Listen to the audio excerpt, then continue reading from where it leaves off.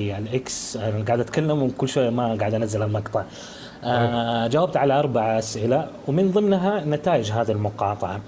انا اللي موجود حاليا بعد يوم السبت اللي هو 11/11 عروض يوم العزاب، وهذا العرض جدا مهم في مبيعات التيك توك، في متجر التيك توك. لما انت تيجي تقاطع او انك انت تكنسل طلب ولا ما تطلب في هذا اليوم، انت بتأثر اثر قوي جدا جدا مالي في تحقيق الارباح لهم. تمام. صح. هذا حيأثر بشكل كبير، مو بس برنامج وتطبيق ومن غير مشاهدات، حيأثر برضه ماليا. طيب ايش البديل؟ البديل عندك متوفر موجود. ايش الشيء المواجه الاكسبلور في التيك توك؟ عندك الريلز في الانستغرام، وعندك اللي هو سبوت لايت في السناب شات موجود. انا اقدر افك. انا لما قاطعت يوم 27 اكتوبر فكيت اكسبلور السناب، عشان انا بقضي وقتي. مو نحن متعودين وعندنا عاده، معليش هذه العاده سيئه ترى، ان انا اشاهد فيديوهات. عندي سبوت لايت وعندي الريلز، هذا اكبر منافسين لاكسبلور التيك توك. وترى على فكره ترى يدعم محتوى. تمام. لكن هو نعم مو نفس القوة، لكن خوارزميات جدا جميلة. حتى منشئ المحتوى خايف على محتواك، روح الريلز. أعطيك هي مجانا هذا بدون استشارة. روح الريلز وروح السبوت لايت، تقدر الناس تشوف تقدر الناس توصل محتواك لهم. لا تخاف، انت بتقضي وقتك كمسان مستخدم، روح سبوت لايت وريلز. سبوت لايت عفوا، اللي هو حق السناب، نفس الموجود هنا، نفسه بالطب كذا الصورة طبق لصق، نسخ لزق. زين اخوي حسان، معلش على المقاطعه. يعني احنا لو عملنا مطالبه اوكي من الحكومه السعوديه انها تعمل اغلاق كامل للتيك توك، تعمل له بلوك اوكي على السعوديه. شوف اسمعني، الناس دحين والمشاهير والمستخدمين غضبانين جدا، وفي غضب في وسائل التواصل الاجتماعي من ايوه من التيك توك. اكيد راح يكون في شيء بعد كذا يصير، واتوقع والله اعلم الدوسري، انا ماني متذكر اسمه بالكامل، لكن الدوسري وزير الاعلام هو او رئيس هيئه تنظيم الاعلام المرئي، كان في له تغريده او حاجه كذا، بس ماني متذكر. الشباب قالوها في الظهر في العصر. ماني متذكر بالضبط ايش قال، لكن اكيد الكثير تكلم. جريدة عقاد تكلمت، صحف تكلمت، مشاهير تكلموا في مقاطعة فعلية جادة صارمة. وصدر بيان من التيك توك، مع الأسف بيان سيء جدا، مفروض ما يصدر بهذا الشكل. البيان صحيح. كان بطريقة مستهترة، بطريقة اللي هو يعني لا تغلطوا على موظفينا، لا ما ادري ايش. لا، انت المفروض ما تصدر هذا بيان، والبيان هذا صادر بشخص غير معلوم. صح. فهنا مشكلة، هنا زاد التوتر أكثر. فالتيك توك بهذه المقاطع بإذن الله تعالى حيحقق الهدف اللي نحن نبغاه. الهدف الأول بيان اعتذار، ومن ثم إدارة في الرياض، إدارة بسعوديين، إدارة سعوديين. ما نبغى إدارة مصاري، مصار عفوا. ما نبغى إدارة شتات عمان، ما نبغى. لأنه هذول متعاونين مع الناس الموجودين في لندن وكندا، اللي هم يهاجموا السعودية في عقيدتها وحكامها، باختصار. صحيح. في شغله اخوي حسان بالنسبه معي. معك أسمعك أنا. انا يا ريت والله ان احنا الان في بعض المقاطع تمجيد للسعوديه وصور ولي العهد وبعض الاغاني الوطنيه. يا ليت كل واحد يمر على هذه المقاطع يعمل لها اعاده نشر، اعاده نشر بتتوزع اكثر واكثر في التيك توك. هذا واحد.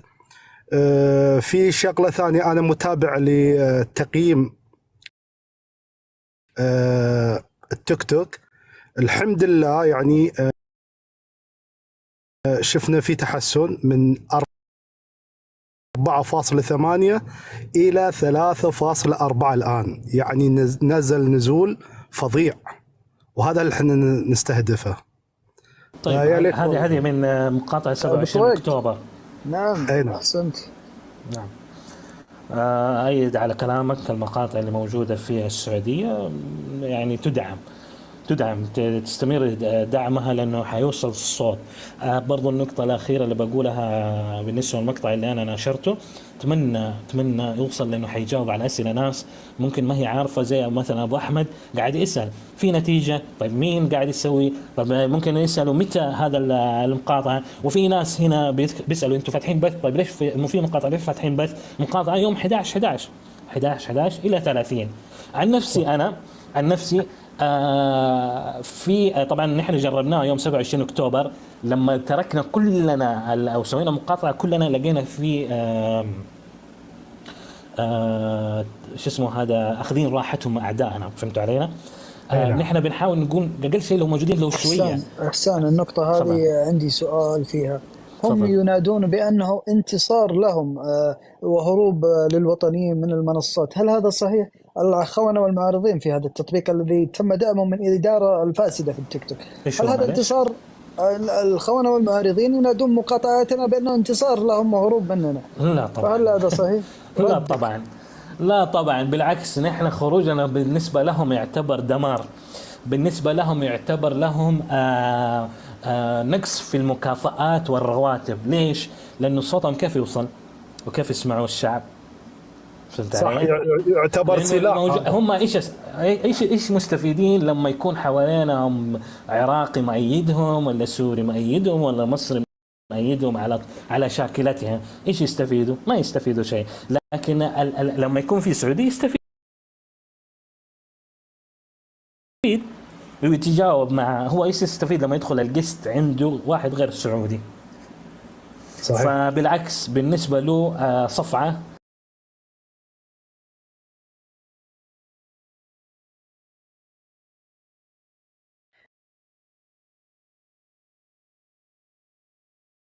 لاني والله الحين انا مشغول، بس بقول كلام والله من قلبي يا حسان.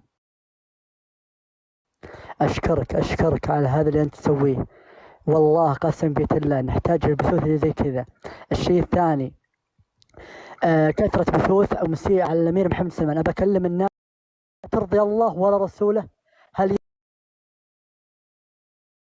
يرضيكم الملك سلمان حفظه الله يحطون بوضعية غير لا يرضي الله ولا رسوله، ويقذفون ويسبونه ناس ليسوا سعوديين، ناس مهم سعوديين، اخوانج متطرفين، ناس من مواليد. انا بفهم انتم وش دخلكم المملكه العربيه السعوديه؟ انتم وش دخلكم الشان السعودي؟ انتم وش دخلكم يا اداره التيك توك الفاشله، يا اداره التيك توك الخاضعه؟ انتم اداره عنصريه، انتم والشراذم اللي انتم توظفونهم. ولا تأمرنا خط حمر، ما هي لعبه عندكم. والله اني منقهر، انا اقول كلام من غبن وانا مشغول. قسم بيت الله اي شخص ما يتعاون مع وطنه ولا يدافع عن ولاة امره، هذا شخص ليس وطني. ولاة امرك خط حمر، يقذفون ويسبون وانت ساكت. أكيد. والله ما يرضي احد. انا ما عندي مشكله وحارب معهم 100 حساب ينحضر، ما عندي مشكله، بس اني ارى ببثوث جزائريه ليبيه مصريه مغربيه حاطين صوره ولي العهد، صوره وضعيه غير لائقه، ويتدخلون بالشان السعودي. هذا ما يرضيني انا يا سعودي، لا ما يرضيني، راح اوقف ضدكم. انا ما يرضيني هالشيء. يدخل شخص امصاري شاوي برتغالي ايطالي فرنسي يتدخل بشان السعودي، تخسى. ولاة امورنا خط حمر، رموزنا خط حمر، بناتنا عيالنا خط حمر، المملكة العربية السعودية بلاد الحرمين خط حمر. من انت يا شرذمة، يا فاشل، يا قدر، يا واطي، يا خاضع للاستعمار، يا عميل للاستعمار؟ ولا تمرك خط حمر تحط محتوى لك، ما هو محتوى لك يا إدارة التيك توك. هذه حركة منكم أنت قذرة، أنتم من توظفونهم، أنتم من تأيدونهم، أنتم من تساهمون على انتشار هالبثوث. كلامك راح نبقى ونأيد حظر هالبرنامج القذر، البرنامج الواطي، البرنامج المخضوع، البرنامج العنصري الخونجي المتطرف. هذا برنامج قذر، برنامج لا يمد صلة بالدين، من أمصار ما يدرون إلا أمصار وفلسطز وبرتغاليين وإيطاليين وفرنسيين، هذا اللي يدورونه.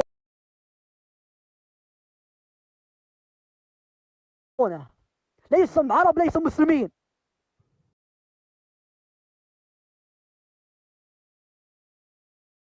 افهموا، أنا عاتب المنبطح والطابور الخامس وبعض مشاهير الفلس. لا تسكت، لا تسكت، لا تسكت، لا تسكت. هذا البلاد، هذا ولاة أمرك. وشكرا، اعذرني يا أخوي إحسان، والله إني من غبي. يسعدك بدر. ضرر رجل والله. معلش يا اخوان، كما اسمحوا قال لي. ولي عهدنا: شأننا السعودي يخصنا كسعوديين فقط، ليس لأحد الحق التدخل فيه. ما يحق الذول اللي ذكرت اساميهم ان يتدخلون في شؤوننا الخاصه. معليش احسن، تفضل. الله يزيد فضلك. المشرفين موجودين؟ مشرفين، اذا في احد من المشرفين بالله بالكنادر على اللي موجودين، الموجودين اللي هم غير سعوديين، اللي يجي يسيئوا لامير محمد بن سلمان ويسيئوا للسعوديه ويسيئوا لهذه المقاطعه، بالكنادر يا اخوان. تفضل يا اختي فاطمه. طرف الجزمه. السلام عليكم. وعليكم السلام، تفضلي. يسعد فضلك أخوي. أنا حابة بس أقول كلمة.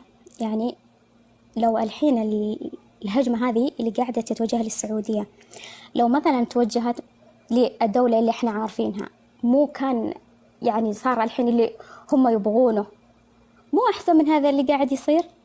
لكن الهدف هو مو يعني الحين لا القضية ولا شيء، الهدف هو المملكة العربية السعودية بشكل عام، وكلنا عارفين هالشيء.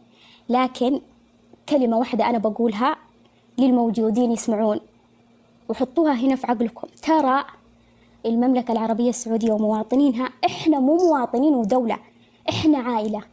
يعني والله مهما تسوون ومهما تقولون ومهما تسبون ومهما تطعنون فينا أو في حكامنا أو في دولتنا، والله عمر الصف ما يصير صفين. في المملكة العربية السعودية الصف عمره ما راح يصير صفين. يعني لا تتعبون أنفسكم أكثر من كذا وتحاولون، لأنه إحنا نثق في ولاة أمرنا ثقة أنتم أساسا ما تعرفونها، لأن أنتم ما عندكم دول، أنتم ما عندكم انتماء، أنتم ما عندكم أساسا حكام، ما تعرفون وش يعني حب وطن، ما تعرفون وش يعني انتماء، ما تعرفون وش يعني ولاء، ولا تعرفون وش يعني إنك أنت توفي بعهد الدولة، الملك، الولي عهد. إحنا ربينا على ذا الشيء من إحنا متربين صغار. الملك مو ملكنا، أبونا. حلو. فكلهم الملوك اللي أنا جيت من يوم انولدت ما أقول الملك، أقول بابا فلان، يعني حرفيا. فعشان كذا هدوا شوي، يعني حاولوا أنكم تخفضون انباحكم، تخفضون السب، تخفضون الطعن. إحنا عائلة، افهموا هالشيء وأوعوا، إحنا عائلة مو دولة ومواطن. وسلامتكم، كنت حابة أقول هذا الكلام. يعطيك العافيه يا فاطمه، وصح كلامك وكل كلمه قلتيها في محلها. الله يسعدك يا فاطمه، شكرا لك. الله يعافيك يا رب. شكرا للموجود. سؤال جميل يا حسن، ممكن يعني تجاوبنا عليه؟ لماذا لا يتم توجيه هذا الهجوم على الكيان المحتل؟ لماذا وجه السعودية وفي عز الأزمة التي احتل فيها الكيان؟ ما أدري. عزيز، تعرف إنه في عقد مع شركة التيك توك واللي هو الأزرق؟ هل تعلم هذا الشيء؟ هل تعلم أنهم مسوين عقد حتى يستطيعوا مهاجمة السعودية؟ هل تعلم هذا العقد هو بناء على شراء حملات إعلانية في التيك توك تقدر بالملايين؟ ألم تروا حسابات تسب وهمية،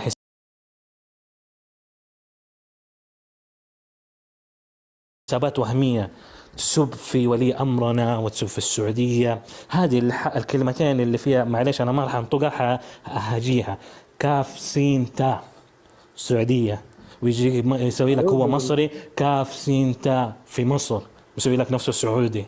كلها حسابات وهمية. هذه الحسابات الإدارة الفاشلة لم إنها تقدر وتستطيع إنها تفلتر هذه الحسابات. من يدفع لهم؟ من؟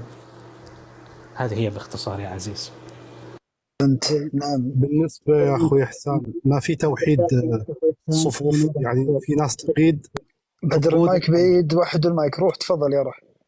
أقول أنا لازم نوحد الصفوف، ما يصير نكون مبعثرين. يعني أنا شفت اليوم طويق حضر عند تو النهار، في بث تو النهار، عجبني فكرة التلاحم. احنا نبغى نصير في صف واحد. ترى على فكرة طويق كان موجود معايا في بث العصر، يعني حلو، فاتح بث. أنا ترى طويق صاحبي فاتحين بث ممتاز. من الظهر، من بعد صلاة، من الساعة 1:30 إلى تقريبا بعد المغرب، بس قفلت عشان أنا رحت مشوار، قلت لهم يا شباب أنا حاجيكم بعد العشاء. ممتاز. فكان موجود طويق، تلاقيه شوية ممكن يقفل البث تلاقيه يجي عندي، برضو فكلنا واحد إحنا. برضو بث تو النهار موجود، تو النهار، وفي بث القحطاني برضو في واحد يبث. كل نوحد الصفوف. في شغله يا حسان، ودي اللي عندهم الان شغالين السعوديين اللي شغالين في التحديات نرسل لهم رسائل توقفوا عن الالعاب هذه. أنا عندي خطة ثانية ما راح أذكرها في التيك توك، حذكرها في السناب، لأنه عشان لا يصير بان على البث. الخطة قولها لي أنا، قولها بالخاص، ما في مشكلة. الخطة هي عدائية للمنبطحين، عدائية للمنبطحين. أيوة ضرب جلد. والله يعني أنا ما أسوي شيء لوحدي، أبغى وقفتكم معايا فقط. يعني ابشر بعزك. يعني تعرفوا يد واحدة ما تصفق، أنا صاحب الفكر وأنتم إيش العمليين المنفذون. نعم. أيوة. احنا صوت لأنه في بعض الناس مع الأسف ما همه إلا جابوا. هذه المشكلة، هذا اللي يقهرك. هذا وطن ما يدري انه هو في المستقبل اذا هذا انبطاح وايدوه ناس كثير، ترى اللي في جيبك ما راح يدوم. هذه هي يا اخي، هذا وطن، ما يحتاج الواحد انه يقول لهم، بس المفروض يحسوا فيه. وقفتهم معنا يعني تعني الكثير، وتصل أصلا الرسالة يا إحسان وصلت، وصدر بيان اعتذار من التيك توك وبيان متحيز غبي من هذه الإدارة القمعية. لذلك الرسالة في المقاطعة الأولى وصلت، ولكن لم تتغير السياسة. لم يتم قمع هذه البثوث المتطرفة اللي يصدرونها لجوالات أبنائنا، يصدرونها لجوالات إخوتنا وأخواننا في منازلنا القواصر، يشاهدون دمار فكري وتطرف فكري لاحتلال عقولهم، للتأجيج، للثورات، للذهاب لأماكن الصراع. هذه كلها بثوث مسمومة يتم تصديرها من إدارة قذرة. وحين تحارب هذه الفكرة بفكر، يتم قمعك كسعودي، يتم قمع تعليقاتك، يتم قمع بثوثك. لماذا؟ لم نطلب الشيء الكثير، نطلب أن يتم محاربة هذه الأفكار المتطرفة، وإعطائنا الحق في الرد على كل من يفتري على دولتنا السعودية. لكن للأسف نرى بثوثهم صورها مسيئة لقيادتنا، وكلامهم من تحت السرة كله إباحي وقذر. لماذا هذه الإدارة لم تحضرهم وحضرت من يتكلم بكل صدق وحق وبكل اتزان؟ يعني أنا ضد هذه الإدارة، أتمنى أن تتغير. إحسان له وقفة في المقاطعة الأولى كانت ناجحة، وضربتهم في التقييم، وضربتهم إعلاميا، وصلت للصحف السعودية، إلى صحيفة عكاظ وغيرها، وإلى مشاهير وقفوا مع حملة إحسان المباركة. والآن حملة إحسان سوف تعود في تاريخ مميز يتق كل أعداء ويوجع قلوبهم بإذن الله. 11/11 بيكون جلد فاخر من الآخر مع إحسان بإذن 1/1. ان شاء الله الله يفعل. مو مع إحسان، مع شعب طويق الجبار العظيم، شعب والله وبالله وتالله وبفضل الله سبحانه وتعالى لن يستطيع أحد التعدي عليه. الحمد لله. إيش تيك توك، إيش تطبيقات، إذا دول ورؤساء دول بأموالهم ما استطاعوا لهذا الشعب. الحمد لله حمدا كثيرا مباركا فيه. وأنا ما أقولها كذا، روحوا شوفوا ماكرون إيش كان يسوي. أحسنت يا إحسان. ما هو رأيك في البثوث التي تتصدر في أجهزة القواصر والأطفال؟ ما رأيك بالمقاطع التي تسيء لقيادتنا وتأتي لجوالات أبنائنا الصغار؟ حدثني عن هذه النقطة، فهي مؤلمة حقيقة. شوف يا عزيز، أنا عتبي على أخواني وأخواتي اللي يروحوا لبثوث مسيئة. البثوث هذه أصلا عقولهم ليس قابلة للنقاش، لماذا؟ لأنه حنرجع لسالفة المادية، فهم مدفوع لهم حتى يخرج من أفواههم أبواق. من الاخير انت ما انت رايح لشخص حيقتنع، انت ما انت رايح لشخص يتنازل ويأخذ معك في الحوار. هذا الشخص يعمل بالمال كالماكينة، تدخل فيه مال اشتغل. هذا الشخص كذا، هذا ما هو جاي على عقيدة ولا خايف على وطن ولا خايف، لا لا لا لا, لا. هذا شخص هو لو تغير أشخاص حيفضل نفس الشيء شغال بمال. فأنت ما تروح تناقش هذا الشخص، أنت تروح تأدي اللي عليك، بلغ أخرج. لكن نحن عارفين إنه أصلا ما يقبل البلاغ، لكن أرحل لأنه ما هو أهلا للنقاش هذا الشخص. بس يعطيك العافية. صحيح. روح المسكي قال كلام جميل جدا، وهو توحيد الصفوف مع الهامات طويق تو النهار والكثير.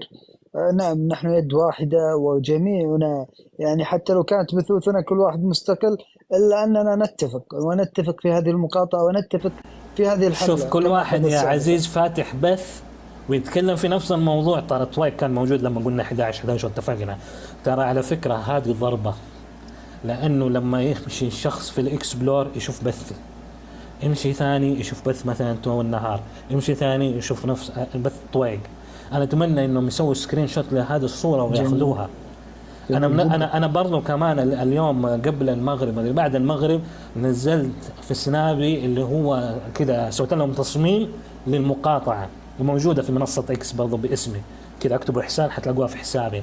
هذه لكم يا جماعة الخير، ما هو موجود اسمي والله، ما هو ترويج لي، ما هو موجود اسمي فيها. الصورة محطوط اللي هو لوجو متجر التيك توك ومكتوب مقاطعة متجر التيك توك والتطبيق، وحاط الموعد وكاتب خط السعودية خط أحمر والتاريخ من 11/11 إلى 30/11. خذوها وانشروها، خذوها وانشروها. إحسان في ملاحظة بس أخي إحسان، تفضل. زاد فضلك. إحسان، في عندنا حنا لما ندخل بثوثكم مثل الآن بثك أو بث طويق أو بث والنهار وغيره، حنا لما نكون في الكومنت ونبغى نطلع قص نحصل صعوبة. أنت إذا ما تخلي الناس تشارك معك الكل بينفر. فإحنا نبغى نعمل القص وتحت مراقبة إيش؟ المشرفين. تحت والله شوف يا روح، بقول لك حاجة، أنا فاتح من الظهر وتلاقيني مثلا الآن أنا فاتح بس ترى كنت قاعد أتغدى، تمام؟ ما أركز في التعليقات. أنا ودي اسمعني، أنا ودي كل الموجودين السعوديين والسعوديات يطلعوا وأسمع كلامهم. أنا آخذ منكم، أنا لا شيء عندكم، أنتوا أحسن مني، تمام؟ أنا نفسي الكل والله.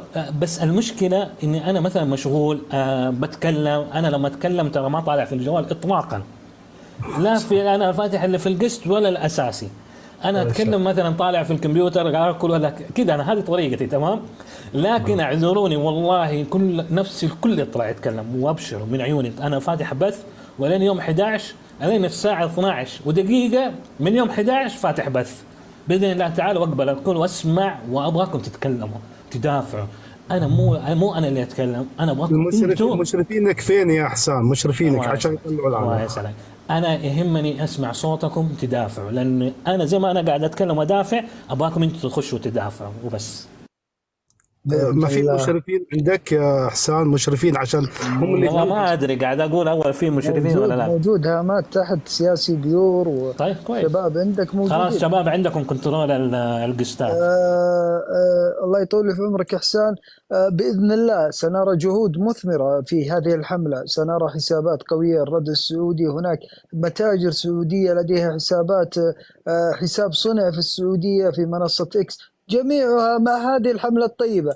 الآن نحن في المرحلة الثانية، مرحلة الترويج لهذه الحملة، وستأتي بثمار سيسمع بها كل العرب. وأنا أراهن بأن سيسمع بهذه المقاطعة كل العرب، ويعيون بأن السعودي قاطع التيك توك لأنه ينشر التطرف في أجهزة أبنائنا وأجهزتنا، ينشر الأفكار الهدامة ويقمع شعب طويق. ولكن هيهات، نحن هنا هامات وسنقمع كل الأفكار المتطرفة بإذن واحد أحد.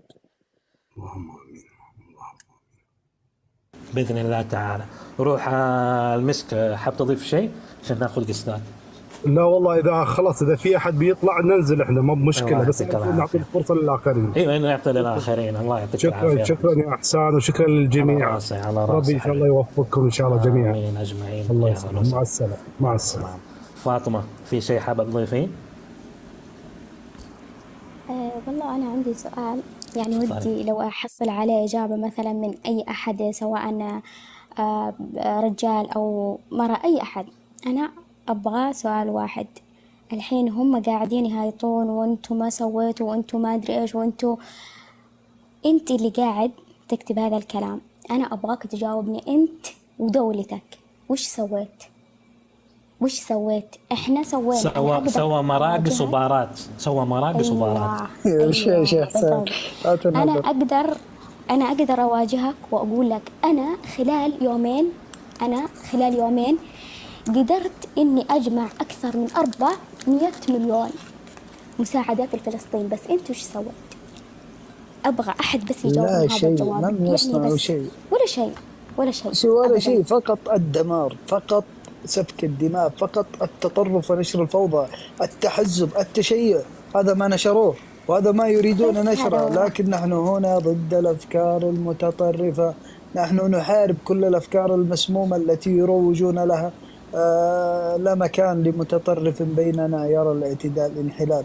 هذه رسالة الملك سلمان طال الله في عمره. الله يحفظه ويطول بعمره يا رب.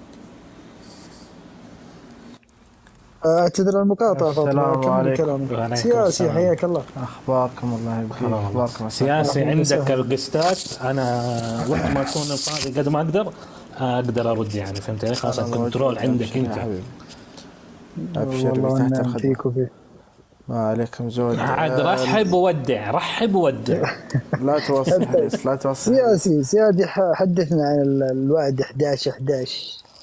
والله انا صراحة اولا اشكر الاخ حسان، وصحيح ان الاخ حسان ما يبغى يظهر في الصورة، ولكن صراحة هو صاحب الفكرة في تحديد هذا اليوم، وفكرة موفقة باختيار هذا اليوم، لأنها بتكون يوم يكون الماركتينج عند التيك توك خصيصا شغال كعروض كتسويق من جميع النواحي، فكان اختياره للتوقيت مناسب جدا، وراح تكون ضربتنا أقوى من ضربتنا في المقاطعة الأولى. المقاطعة الأولى كان وقتها ما فيه شيء نقدر نضرهم فيه، مثلا نفس يوم 11/11 اللي هو يوم العزاب عند الصينيين، فكان اختياره في اليوم هذا يوم مناسب جدا جدا جدا، وأنا أهنيه. معلومة جديدة يا رجل.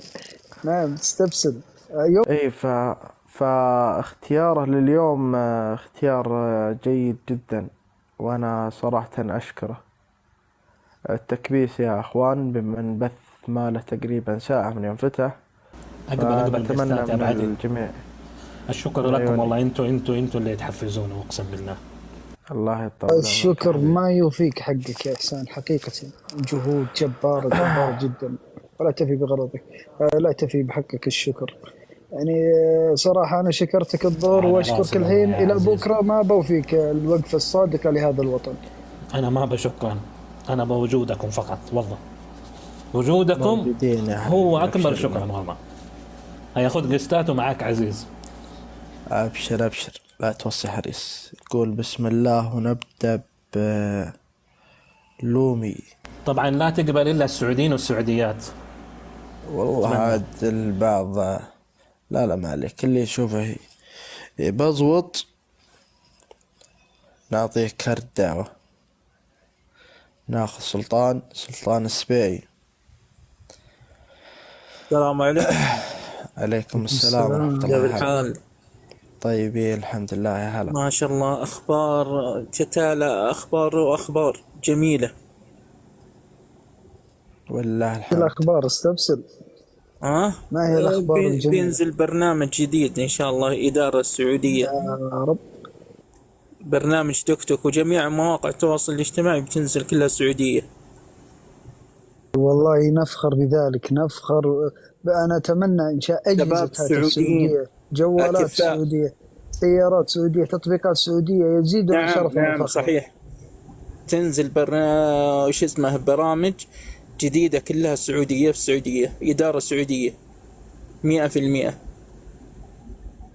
هل أنت معنا في هذه الحملة 11/11؟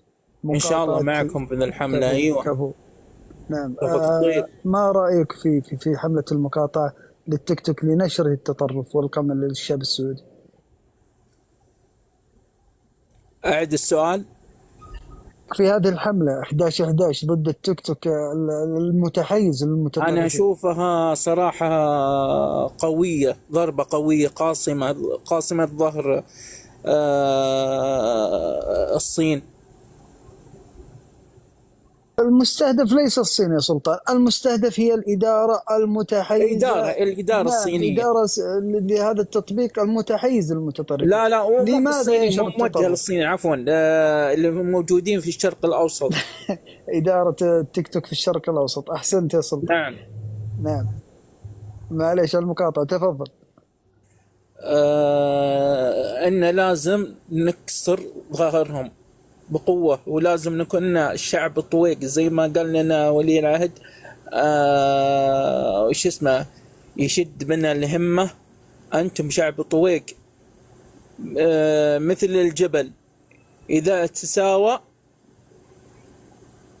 خلاص. ولن يتساوى يا سلطان، لن تتساوى همتنا ولن يتساوى. لن تساوى إن شاء الله، ما تتساوى إلا الهمة. نعم، إن شاء الله ولن يحدث همتنا ذلك بإذن قوية واحد أحد. ومثل الحجر. يا جماعة اللي معنا في الحملة يضع رقم 1، اللي مناصر لنا ومؤيد لفكرة الحملة يضع رقم 1. نبغى نشوف الجمهور. أن كالجبال، ضعوا رقم 1. الله أكبر، لله يدركم يا شعب الطريق. نحن كالجبال.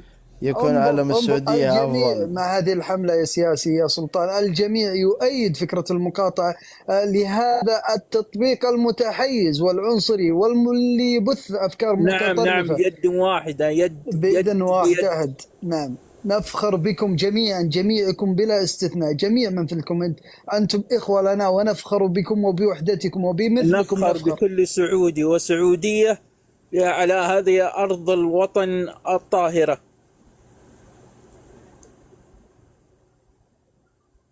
طيب السلطان، نفخر بكل سعودي شريف وشريفة محب لوطنه. بنحذف اقول لكم التطبيق شباب يا دقيقه، عادل.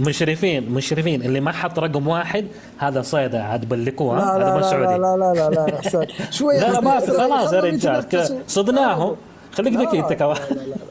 ما هم سعوديين من يومهم والله، من يكتب كلمة نعرف إنه متطرف لا شوف، اللي ما كتب الا رقم غير 1 اكيد ما هو سعودي.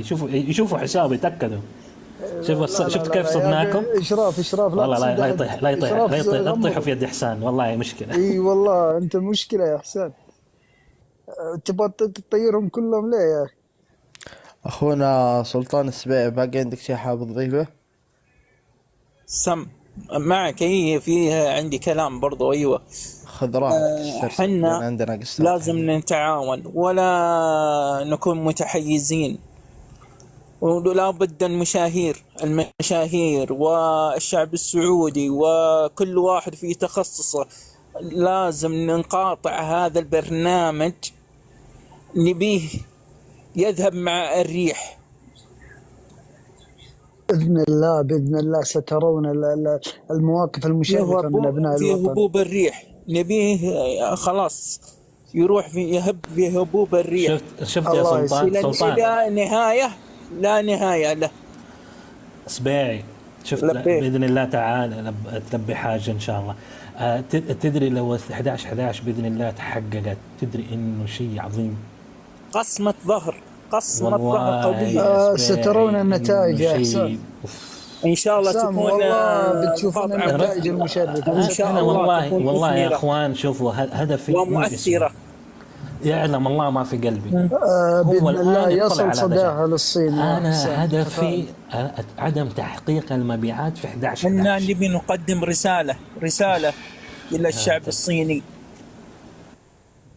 طيب سلطان، شكرا لك، شكرا على مداخلتك ويعطيك العافية. العفو يا حبيبي. الله يسعدك جميعا اللي في الكومنتات، خلاص وغيروا رقم 1، ضعوا علامة السعودية وقولوا آراءكم بكل شجاعة، بكم نفخر يا جماعة. سياسي، شوف لنا قصة، عد لنا قصة. ابشر ابشر.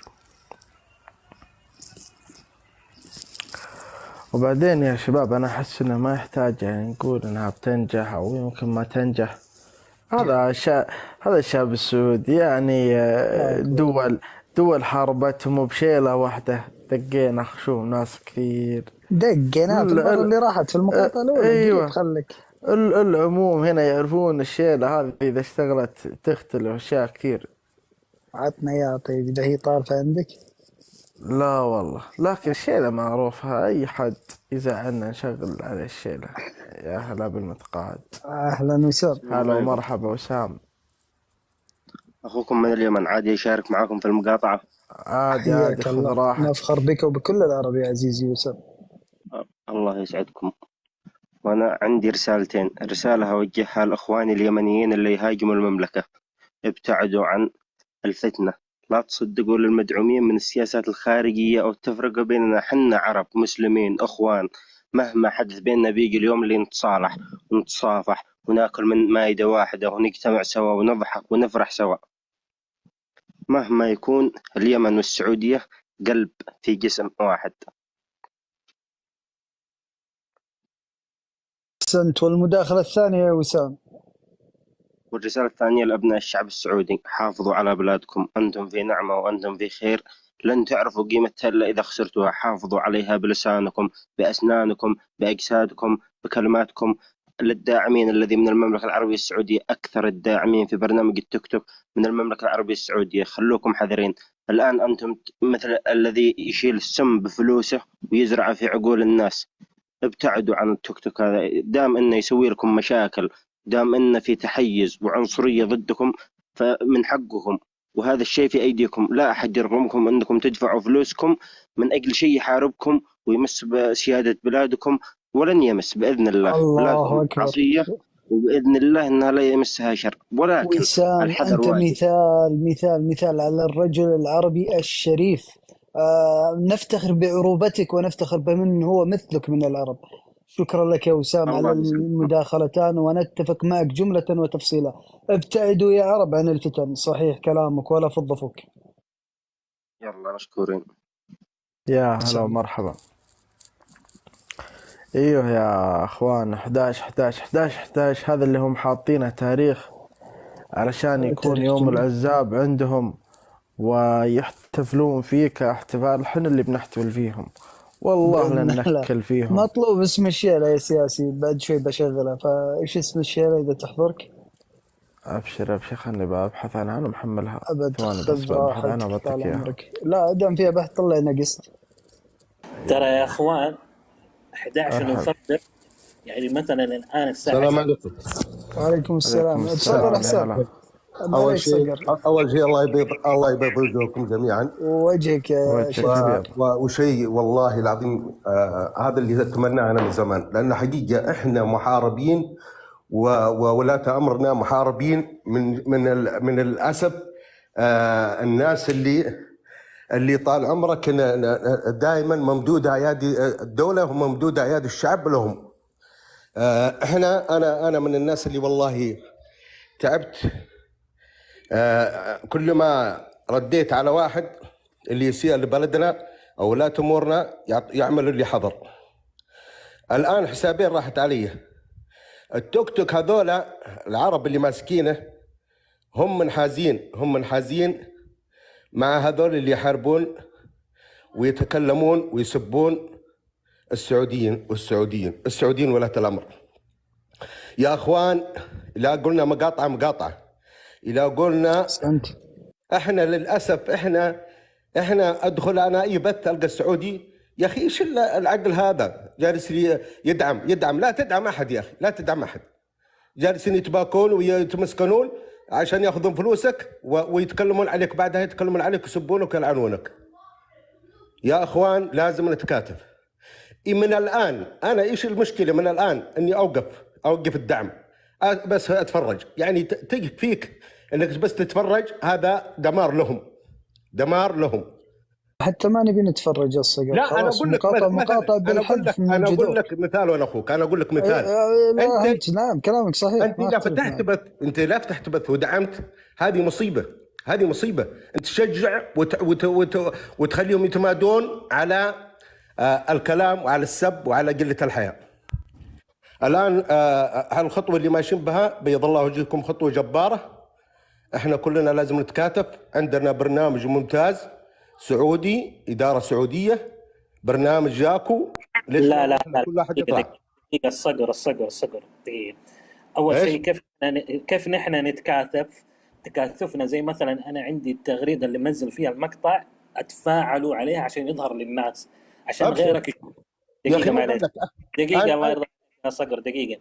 أنت أنا ما أحتاج التفاعل، والله ما أحتاج. حتى لو تشيله في حسابك، أي حساب شيله في حساب وحط المقطع هذا عشان الناس تشوف وتعرف، عشان توصل الرسالة. هذا الشيء الأول. الشيء الثاني، التطبيق اللي قلته ما هو المالك ظاهر أو السعودي للآن، تمام؟ فلذلك لا نخلي المقاطعة نستغفل فيها. أنا طيب. إنسان غير اللي تشوفونه، بس أنا اللي عرفته أنا أخوك، ولا مقطع في كلامك، إنه الإدارة واللي موجودين وكل الآن الأخوان اتجهوا للبرنامج هذا. عموما بالذات المشاهير، عموما احنا بننتظر نشوف اذا كان فعلا الاداره السعوديه وكلها نروح لها، لانه حقيقه لو تجلس في البرنامج هذا يعني هجوم بشكل ما يتصور وكراهيه بشكل ما يتصور، وهذا الشيء ما نبغاه. معليش سامحني اقطع كلامك يا صقر، سامحني. 11 منا جالسين في هذا البرنامج الين 30/11 زي ما سوينا 27 اكتوبر. اسال الشباب الى تقريبا 30 اكتوبر. الحمد لله. بيض الله وجهكم، انا معكم يا اخي. انا مقهور، ترى انا مقهور. انا الشيء اللي اشوفه علينا ايدينا ممدوده وايد الدوله ممدوده، وللاسف محاربين. يا اخي هذا الشيء ما يرضي الله ولا رسوله. احنا لا ما نبغى نسكت. الشيء هذا بيدمرنا، لا ندمره احنا ندمره من بدري. خلاص ننهيه، نخلي الشحادين اللي كانوا يدورون دوره عشان معليش يا الصقر. 11/11 لمن يسأل عن التاريخ المقاطعة وحذف التطبيق يوم 11/11 يعني. السلام عليكم. عليكم السلام ورحمة الله. الشيلة جهزتها يا أستاذ إحسان. أستاذ أنا معلش، أنا استاذن لاني انا صقر كلام جميل والله انا منفعل شويه ومنفعل، وانا وسامحوني، لكن لا حقك كلنا منفعلين يا رجل. اي والله. طال عمرك. الله يحفظكم.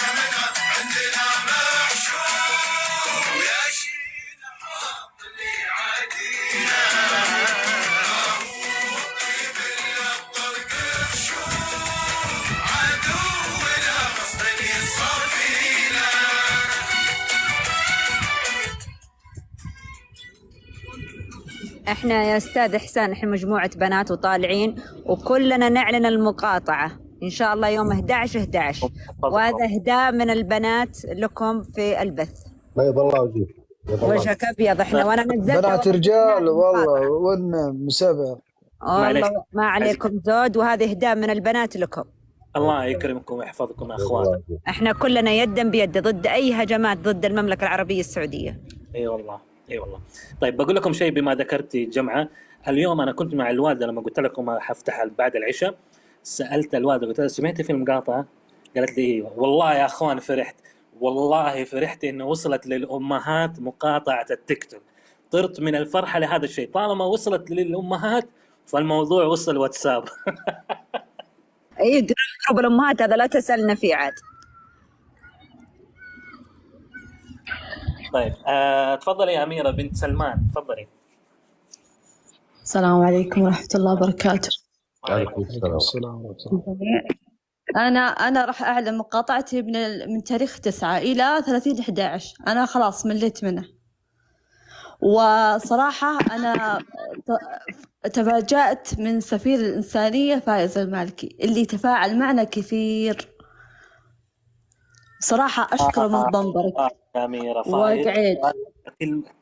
كلمة طيبة يعني قليلة كمان، لازم الواحد يقول كلام جدا كثير. فايز عالم ثاني، فايز أبو راكان. صراحة أنا انبسطت لما تفاعل في تويتر. ما شاء الله تبارك الله، أنا فرحت. وبرضه قعيد وبرضه السعود القحطاني كلهم هناك على المنصة هناك.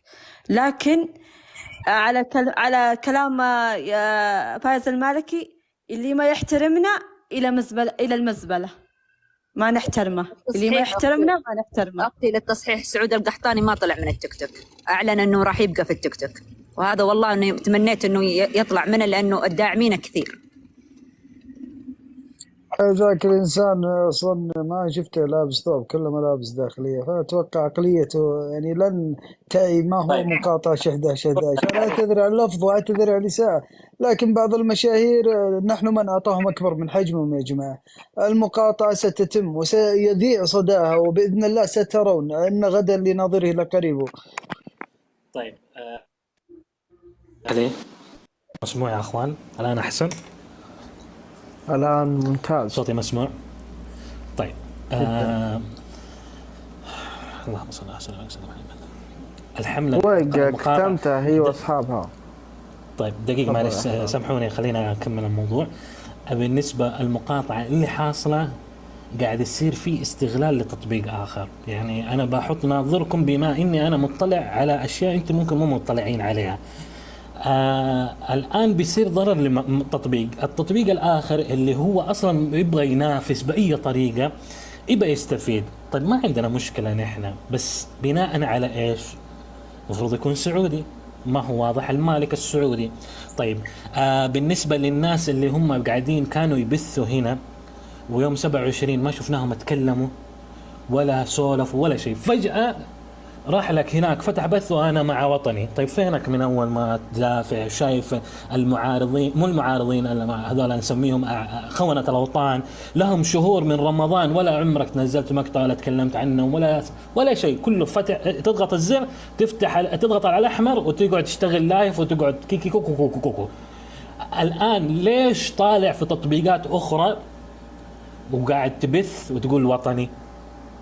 طيب بلاش، لا تروح التطبيق الآخر وتعال في أي منصة وقول أنا ودافع عن وطني. والله أعلن معاكم 11/11 معاكم أنا، زي فايز المالك أبو راكان. يا أخي لما تكون مشهور تبغى إنك أنت صاحب تدافع، لا تقعد تستغل الفرص. هذا الآن في حملة لمقاطعة، وفي شيء اسمه استغلال الفرص. أتمنى يا أخوان ويا أخوات تفهموا هذا الشيء، الله يرضى عليكم. أنا إنسان ما أحب استغلال الفرص بالطريقة المستغلة على حساب عقيدتي ووطني. تفضل يا أخوان المايك لكم. أتمنى أن الكويت أعلنوا المقاطعة، ترى من الكويت. الدول العربية جميعهم أخونا الناس أعلنت عن المقاطعة يعني. وقفتهم صادقة وبإذن الله والنعم وألف نعم في الناس المشاهير اللي وقفت وقاطعت أو راح تقاطع. هذول ناس من جد رجال، أو إنهم أخوات صح. تستضيف طويق. أيوة بس خلينا نشوف أميرة. لا أنت خليك، خلينا نشوف أميرة. لا طويق محتاج نسمع صوتها. أنا بنزل أصلا. لا مرفوض الجميع. أنا برجع خلوا طويق تداخل. اسمحوا لي الله يسعدكم يا رب. الله يسعدك. مشغول والله. أنا تشرفت يعطيك العافية. أنا تشرفت فيكم، الله يعطيكم العافية. سامحوني. احنا معكم قلبا وقالبا، وفقكم الله. الله يسعدك، شكرا.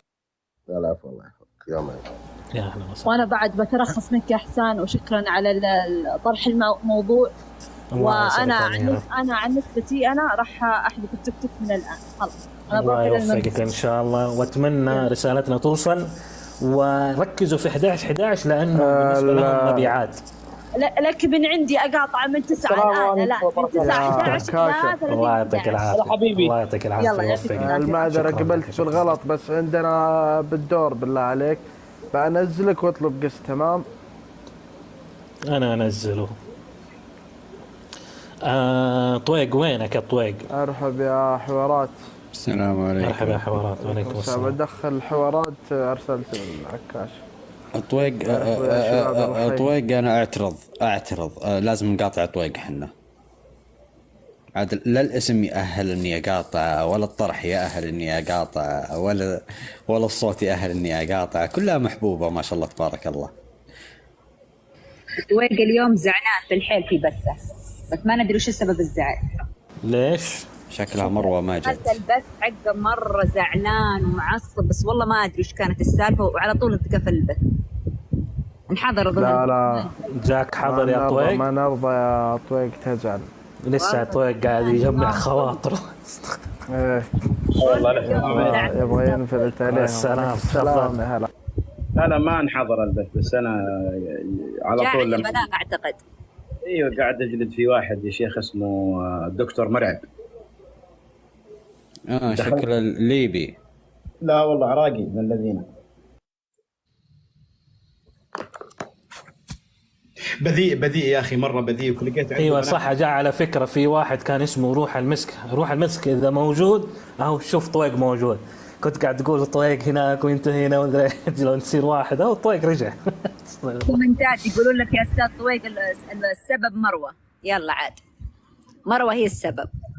وين ما جات مروه؟ لا ما جات خطيبتي. سيبك من مروه وخلينا نركز على 11 يا طويق. ونركز على 11 لأن فيها صاعقة نزول مبيعات. أنت كنت معانا يا طويق ولا ما سمعتنا؟ إلا معاكم من أول، من البث الأول. طيب كويس. خبزناه وعجلناه سوا. طيب أسأل سياسي بيور، قول له إيش رأيك في فكرة 11 عشان كمان يستمعوا البقية. يلا سياسي بيور، تسألني ولا تسأل سياسي؟ لا قبل سياسي، قبل كل شيء بالله بالإذن بس بسألك سؤال. إيه بس لا دقيقة بالله حوارات عشان المشاهدين اسمع لأنه جدا مهمة. تفضل يا سياسي، شرحك مرة عجبني، بس لا تشكرني ولا تمجدني. الله يزيد فضلك. أنا ما أقدر أبدأ بالموضوع من غير ما أشكرك يا إحسان، لأنك أنت صاحب الفكرة وصاحب التفكير والتخطيط المميز. أنا لازم هذا واجب علي والله يا إحسان، لأن أنت الفكرة اللي جبتها والتوقيت، خلني أقول لك الفكرة اللي جبتها والتوقيت مناسبة جدا جدا جدا يا أخوان. أخونا إحسان بيض الله وجهه الفكرة الجميلة.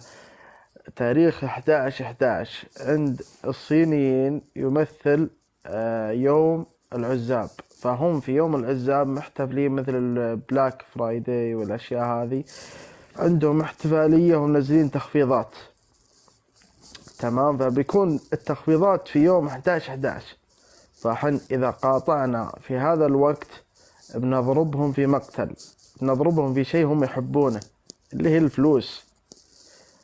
تمام، فيوم 11/11 هم بيكون مشتغلين على الماركتينج ومشتغلين على التسويق من جميع النواحي، وننزلونكم إعلانات بجميع الأشكال وبجميع المنتجات. فالمقاطعة بيكون عليها أثر كبير جدا جدا جدا، خصيصا في الماركتينج عندهم. والمقاطعة بإذن الله بتستمر.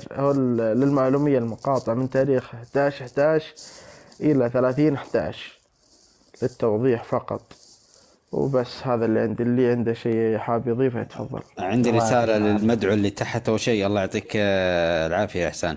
يا أخي إذا تبغى تكتب رئيس راء بعدين تكتب بدون ألف، بدون ألف مكسورة، ما يحتاج تحط ألف. أبو اللي علمك الكتابة يا شيخ. طيب بالنسبة لطويق بس بسأله سؤال، أوجه له سؤال. جاتك مروه اليوم ولا ما جاتك طال عمرك؟ لا تعبان مسخن. ما جاتك للحين؟ ما فطرت ولا تغديت ولا تعشيت، انا ماني مستانس اليوم. طيب دقيقة خلني أوجه لها أغنية نيابة عن مشاعرك المجروحة. مسخن من العصر. نبغى البطولة. دقيقة.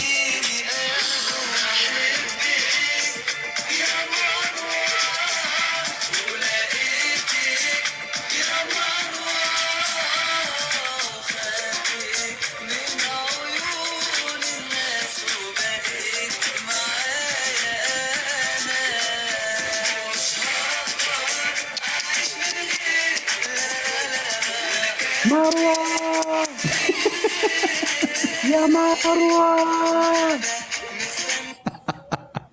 ما ادري هو صح في زي كذا اسويه ولا مو صح؟ مو صح. وروح عنك مجروح. تحت اللي سأل تحت يقول ليش السعودية العظمى؟ وينه باقي موجود في الكومنت؟ على ايش العظمى؟ ابغى افهمه على ايش العظمى، انا ابغى بس ابغى. ايوه فهمه. يلا استلم، قول بسم الله وابدا. اللي سأل انا بجاوبك. اللي سأل يقول ليش العظمى؟ ممكن باقي موجود في الكومنت؟ باقي تبغى درس؟ طيب.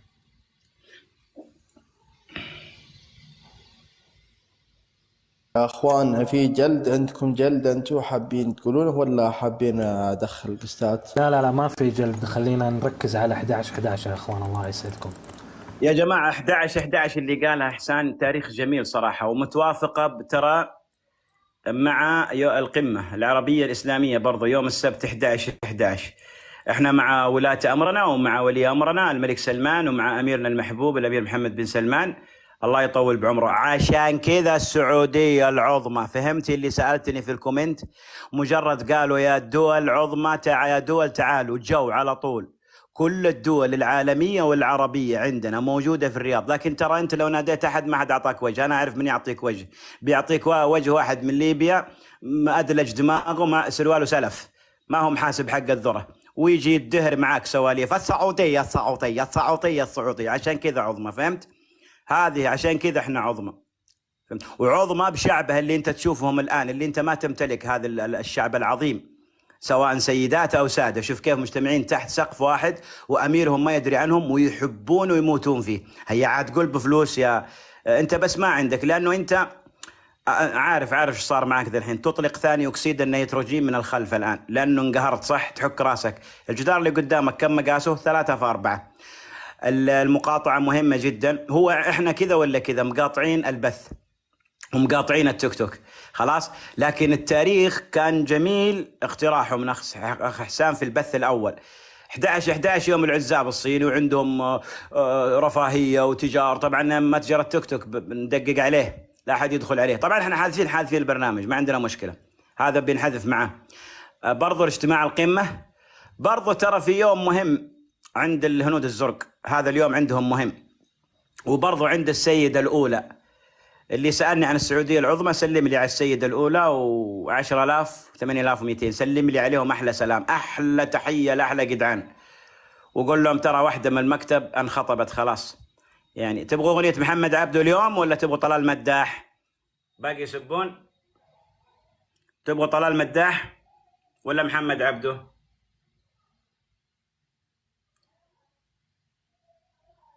شغل لهم شيء سعودي خليهم كذا ينجلطوا. شغل. عندك انا ما الجوالات كلها مشغوله. انا كل اغانيه حب يا حسان دحين. انا انت الله يهديك. طيب ناخذ قستات. ايش رايكم ناخذ؟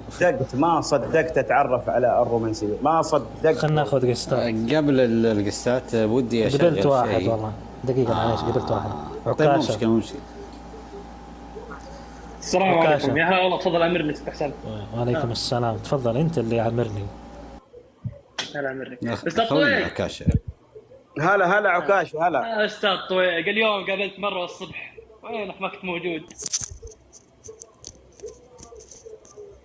قابلته في بث ليلة الفتنة.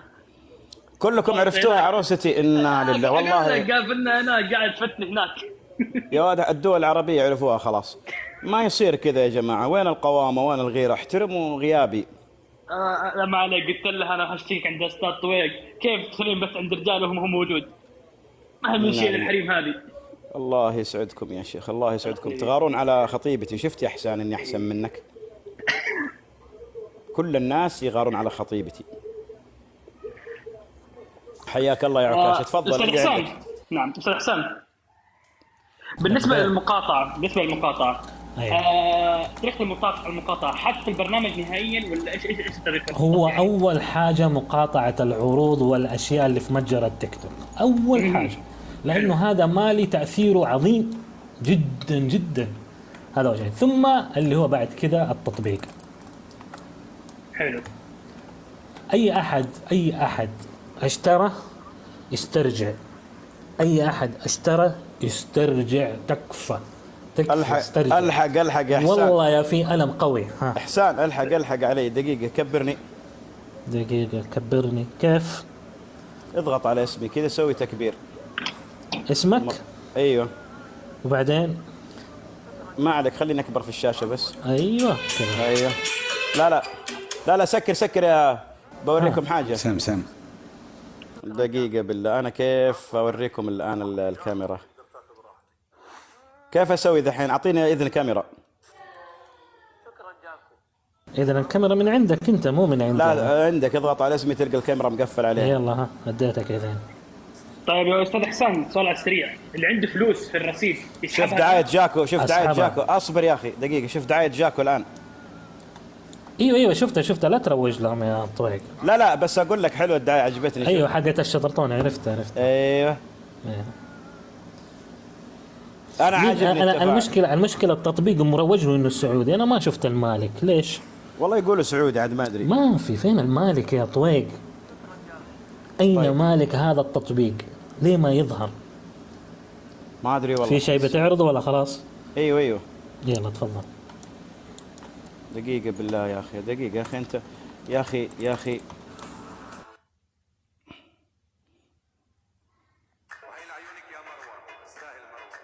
اعطيه ذا كاميرا.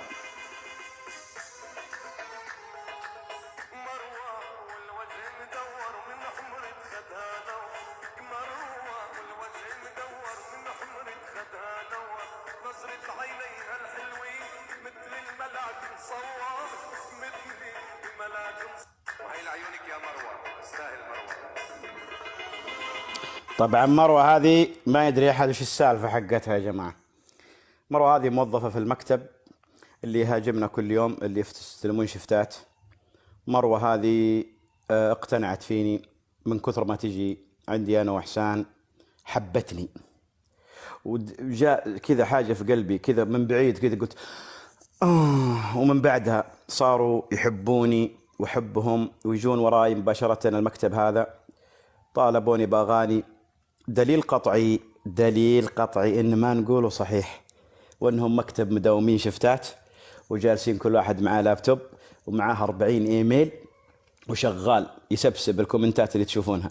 بس مروة تابت، مروة أعجبت أول ما سمعت إني سعودي وعرفت إن كذا وإني مبسوط وإن عندي استراحة وشاليهات وإني أسافر طيارة، قالت خلاص بدأت تغير، صارت تحط لي قلوب بيضة، صارت تحط قلوب بيضة.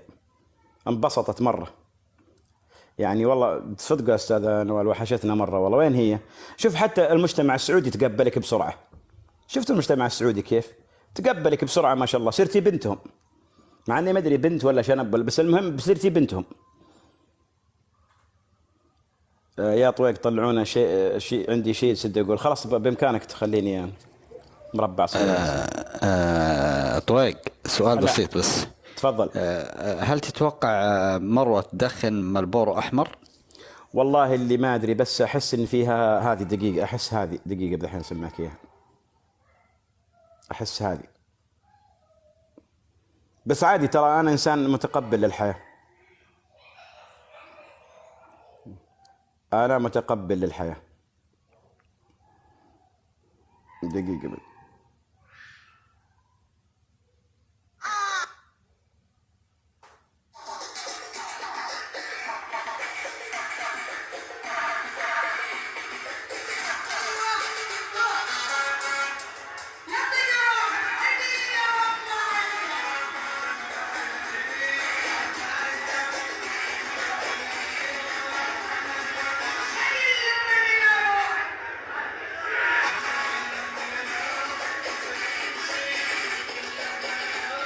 احس هذه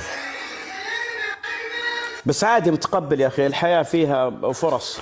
يعني مشلة البرتقالة يعني. والله شوف عادي، لان ما ادري، بس يعني هم ذول يحبون الفن، عرفت؟ ما يطلب محمد عبد لهم.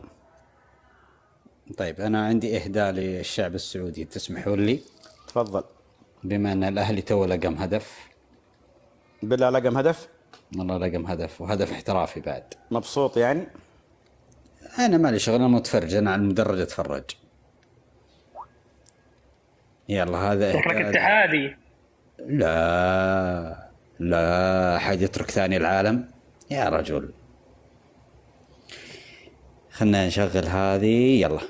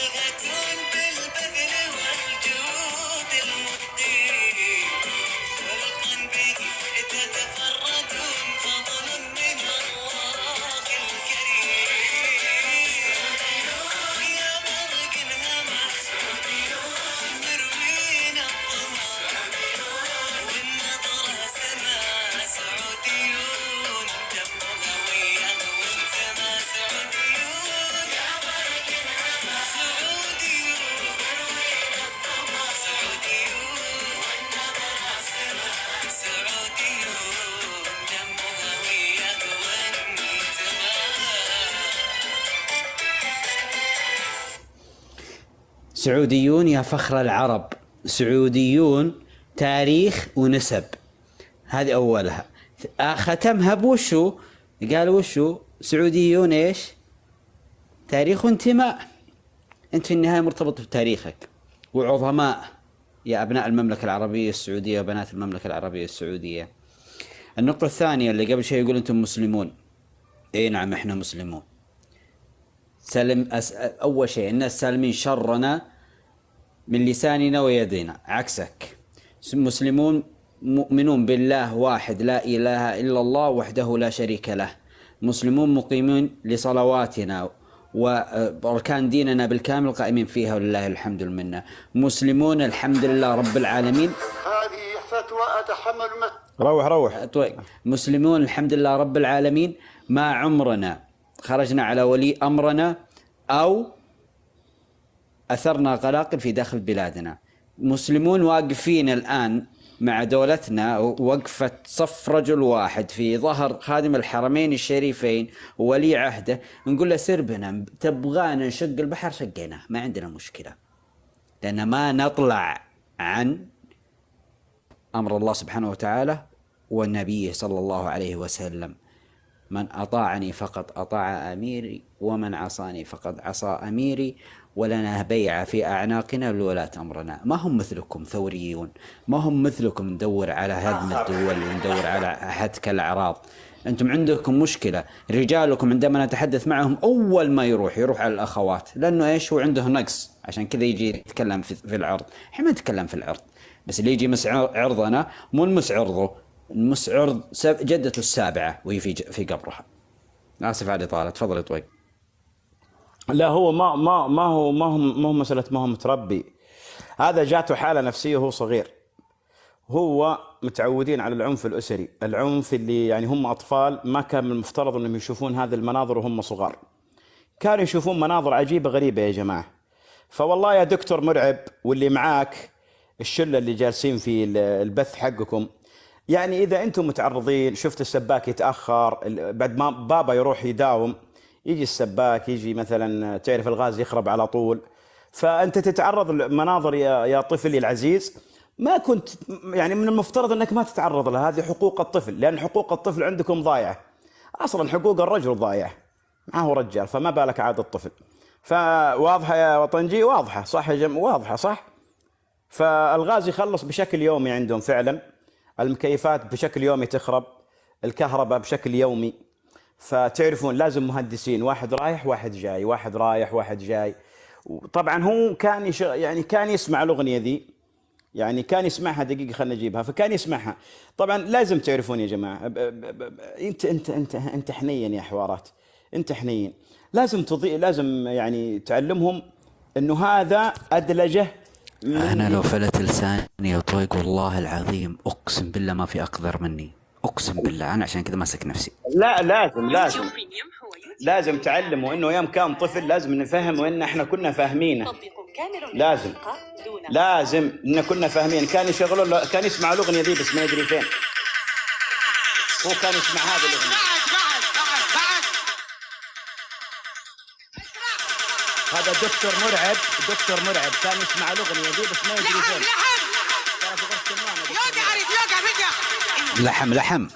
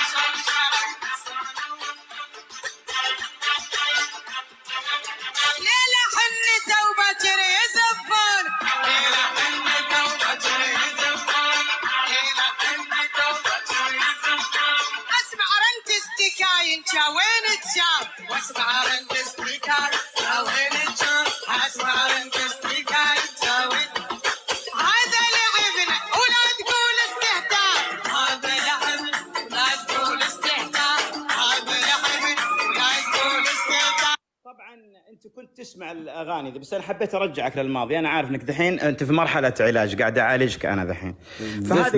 ضيف معاهم عساس جزاك الله خير. وعساس طبعا مع المنتحل هذا. ايوه من 3 إلى 4 سنوات بدأت معاك الأعراض. أنتوا كنتوا تسمعون الأغنية دي بس ما تدرون فيها لأنكم صغار. فهذه الأغنية يا بابا يا دكتور مرعب يا عساس، هذه كانت من بعد الصالة ووراء، لأن الغاز خربان، صح ولا لا؟ فانت تعتقد كبرت وتأدلجت تعتقد انه المجتمع ذا كله كذا وجاي تهاجمنا في البثوث. لا يا بابا، لازم ترجع لنقطة الصفر اللي انت كنت فيها ورجعك لنقطة العلاج والحاجة اللي جابت لك الاكتئاب النفسي. وحب ابشرك، ترى الدنيا نسيان والحياة طيبة وبإمكانك تنسى العنف اللي كان الأسري اللي يجيك والحاجات عادي. ترى في دول الأفران عندها بالكهرب، ترى احنا ما عندنا غاز، أنا فرن عنده كهرب على فكرة، يعني ترى انتوا باقي على الغاز. احنا ما عندنا غاز يعني عشان تتعلم. احنا في 2023 ترى احنا بضغطة زر نجيب اي حاجة. ترى خلاص اصلا ما عاد نطبخ في البيوت، احنا ضغطة زر لوكيشن طلبت بيتزا، ايوه خلاص. انت ترى احنا وصلنا الى مرحلة اني ممكن اوصل اخوي في التطبيق وانت باقي جاي تحش السعوديين. انا ممكن ابوي لو دق علي الحين قال ارسل اخوك ارسلته تطبيق، وانت باقي جاي تقول غاز ومدري ويش وجاي تقول السعوديين. على بالك احنا عايشين زي حياتك يا ابو بنطلون مشقوق؟ على بالك اني عايش زي حياتك انا؟ رد. ترى على فكره لما تيجي تفتح تطبيق التيك توك ترى مو لازم تشخص، لا تروح تستلف الملابس من جارك، ترى عادي مو لازم تفتح كام يعني. عارفك انا عادي ملابسك العاديه في اي زقاق ادي الواجب وخذ ال$20 وروح. على بالك احنا ممشينها لك؟ لا ويجيك يتكلم في المجتمع السعودي الاخ. يا اخي انت اصلا اذا صار عندك مجتمع تعال تكلم في مجتمع. كلمه مجتمع كبيره عليك. انت ما عندك مجتمع، انت عندك انكسرت الشيشه بس. مجتمعك كله يتكون من 3 غرف وكلكم احزاب. غرفه النوم حزب مع الحزب الفلاني، والصالة حزب، والمطبخ حزب، حتى دورة المياه الله يكرم السامعين صار عندها حزب. قالت والله ماني احسن منكم بصير حزب حتى انا. فكل واحد قاعد يطالع في الثاني بحزب. انت عايش حياه ابويا زي حياه البلاي ستيشن، زي اللعبه اللي يفوز يربح، اللي النهايه الرابح يعني، واحد من العائله يربح والعائله الباقيه تتصفى ما عاد هي فيه. انتوا توصلوا سن ال40 باقي واحد بس انت، الباقيين كلهم فانطلوا ما عاد بقي احد. احنا لا يا اخي العائله مستمره، الجد والخال والعم كله متواجد. والله جدتي لما تجلس في المجلس قدامها 70 حفيد، انتوا ما في واحد بس و2 اقارب وجاركم فاتح بث في السعوديه تجون عنده تمثلون انكم مجتمع، مع انكم انتم مجتمع، لا مجتمع ولا يحزنون. والله ترى احنا عارفين الموضوع ده. قال ايش؟ قال والله السعوديه والسعوديين. يا عمي السعوديه الحين ترى الشنطه حقتها، الشنطه اللي تشتريها اسمها سالورين صح؟ انا دائما اجيب اسمها سالورين، انا فقعت مرارتي سالورين. ترى لها سالفه معي، انا لقيتها ب15,000 انجنيت. وتشترونها نسوان سالوران مدري سالوري مدري ايش اسمها هذه، والله ب15,000 لقيتها حوارات. انفجعت. هذه شنطتها تجيب لك سان لوران اسمها، سان لوران تجيب لك هذه اكسنت جديده. طبعا الاكسنت عندنا نعطيها السواق على فكره. احنا عندنا سعوديات تركب سياره ما تركبها رئيس دوله، رئيس حارتك ما يلبسها. انتوا لو تقطوا 2 سنين ما تجيبوا سيارتها، وجاي تفتح بث في السعوديات. يا عمي هي بس لو ارسلت لك قاروت عطر تحس انك من سكان الجنه. عطرها فخم ما تقدر تشتريه، كسوتك لمده 10 سنوات قدام مع تامين طبي، اللبس حقها بس. انا مع انت من جدك صاحي جاي تفتح بثوث في السعوديين انت؟ والله العظيم قاروت عطره انت تحس لو شميت عطر تدق على اخوك تقول انا رايت الملائكه. ترى فعل عطر حقيقي لانك تشم غاز، انت تشم الغاز 24 ساعه تادلجت عليه. يا رجل اي غاز يا رجل، هذا شم مجاري الله يكرمك. والله العظيم انا متاسف جدا على الشفافيه. هذا بس شويه خفيف، انا ماشي معاك على خفه يعني، بس احب اعالجك لاني ما احب اتعبك زياده. لسه ما جبت لك وين وظيفتها وش راتبها اللي تتكلم معاها في البثوث. ترى الطالب الجامعيه عندنا تاخذ 1000 ريال ترى على فكره، يعني $500 افضل منك ترى، اكثر من ارباح بثك اللي تفتحه. والله اللي تجيك تدخل تحسها صغيره في السن كذا، ترى هذا عندها دخل، انت ما عندك دخل، انت منسي في التاريخ، انت ترتيبك 0 اصلا. يعني احنا نعرف في موظف، في وزير، في شو اسمه دكتور، في مدرس، في معلم، فيه موظف، في راعي بقاله، في عامل بوفيه، في عامل للشوارع اللي يعامل النظافه. هذا تقريبا حنشوفها اقل مرتبه، مع انه اعتبره انا اعلى مرتبه. انت مالك ترتيب مع ذولي، لازم تقتنع انه ترتيبك لا يوجد، ما في 0. يعني انت اقل واحد في الحياه، فانت يعني ليش مقتنع انه كلامك مضبوط؟ يعني ممكن يستمع واحد عاقل. يعني ذكرت لك ترتيبك الان 0، وين موقعك؟ 0. يعني انا لو مريت في الشارع وشفت بسه حشيلها ما اشوفك، انت ما اشوفك لانك 0. لا كلام، لا شكل، لا اسلوب، لا رقاء، لا فلوس، ما في شيء، ماكو يابا، باوع يابا، ماكو شيء فيك، ما تنفع. انت تنفع حاجه واحده، يعني ممكن يعني اذا كان حد بيصيد ياخذك لان ريحتك خايسه، ممكن نزلك. يقولون السمك يحب الريحه، فممكن نزلك كذا، ممكن يجي منك فائده، ممكن هذه اقول. فشكرا يا اخوان. انا جلدت ولا ايش القصه؟ انا دحين جلدت ولا ايش السالفه؟ نبغى ناخذ قستات. انت مو جلدت، انت تعديت تفضل. مرحله صار. الجلد ووصلت الى مرحله انتهاك انتوا فرمتوهم. انا عندي سؤال يا جماعة، بما انه ذات فضلك، بما انه تتكلمون عن المقاطعة ما مقاطعة، انا من اول من سمعت الموضوع انا ما كنت عارفة عن الموضوع هذا، فمن البارح انا نزلت مقطعين، الدليل انهم قاعدين يرسلون اشياء مو تمام، عملت ترويج لمقطعين تخص السعودية رفضوا قبول الترويج. شيء الثاني أنا قاعدة أشوف أن لسه إلى الآن في بثوث قاعدة تلعب، قاعدة مهم مقتنعة بالمقاطعة. أنا أشوف كمان حتى هنا يعني أشوف رمي، أشوف استقبال هدايا. أنا حاولت أقفل استقبال الهدايا عندي بس ما هو راضي، يعني حتى قفلت من نفس البرنامج الصفحة الرئيسية برضك ما هو راضي يتقفل الهدايا. فماني عارفة هل المقاطعة بس علشان إني أنا أحذف البرنامج ولا وش السالفة؟ يعني أنا أبغى أستوعب، يعني أشوف استقبال هدايا، فأبغى أعرف إذا ممكن. ايش هو معلش؟ طيب المقاطعة خليني اشرحها المقاطعة لها بس إني أنا أحذف البرنامج ولا عادي أشحن وأرمي؟ لا المقاطعة كالتالي. احنا اولا من تاريخ 11/11 راح يكون في حملة مقاطعة لتاريخ 30. حذف البرنامج، عدم التسوق، عدم الشحن، المتجر حقهم اللي هنا اللي يهبوا فيه الناس اسعارهم رخيصة وجودتها عالية راح يهجرونه، لأن في تاريخ 11/11 الصيني شعب متربي على الفكر الشيوعي.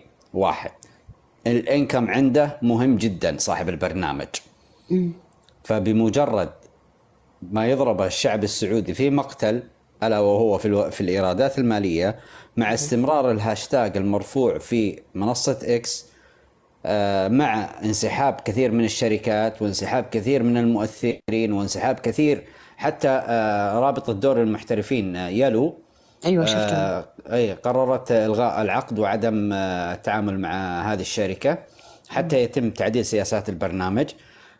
طرف علم أنه هيئة الاتصالات متجهة إلى مخاطبة ملاك البرنامج بشكل صحيح بتعديل الحالة اللي حاصلة في هذا البرنامج، ومطالبتها بتواجدها مركزها الإقليمي في الرياض من ضمن الشركات التي تتعاقد مع الدولة.